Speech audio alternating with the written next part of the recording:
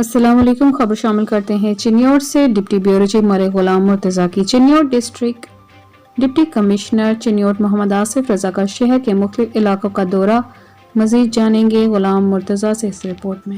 Chiniot district news. Deputy commissioner Muhammad Asif Raza کا شہر کے مختلف علاقوں کا پیدل دورہ، صفائی کی صورتحال کو چیک کیا اور یقینی بنانے کی ہدایات کی۔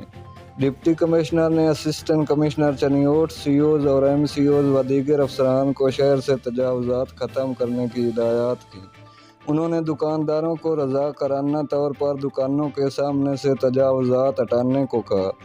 انہوں نے شہریوں سے بھی گفتگو کی اور مسائل دریافت کیے اور موقع پر ہی متعلقہ افسران کو ہدایات جاری کی۔